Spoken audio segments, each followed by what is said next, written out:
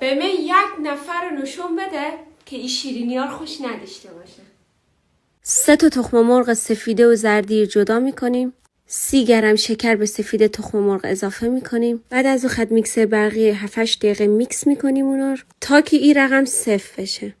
بعد از اون 30 میلی لیتر شیر، 30 میلی لیتر روغن، 1 بسته وانیل و 1 قاشق چایخوری بیکینگ پودر به زرده اضافه میکنیم و همچنین 50 گرم آردرم الک میکنیم به روشو و این مواد خوب مخلوط میکنیم.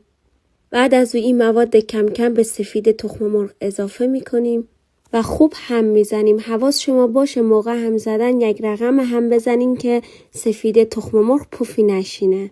قالب خوب چرب میکنیم و این مواد میریزیم تا قالب. بعد از روی زینار خوب صاف میکنیم و داش 15 دقیقه زودتر روشن میکنیم و این مواد به مدت 25 تا 30 دقیقه تا داشی که رو 180 درجه روشن شده میگذاریم تا پخته بشه. بعد از اینکه کیک خوب یخ شد او را از قالب در میاریم و او را وسط دوجا میکنیم. شما فقط بافت از زیر سی کنین ایشتون نرم شده.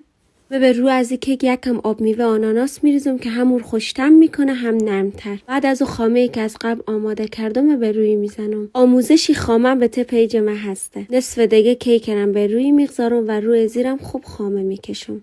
بعد از اون خدزی فرچه روی از کیک خوب صاف میکنم. بعد از روی کیک به مدت 1 ساعت یخچال میگذارم. خب من کیک از یخچال در آوردم و خد یک چاقو دور و بر از زیر میبرم.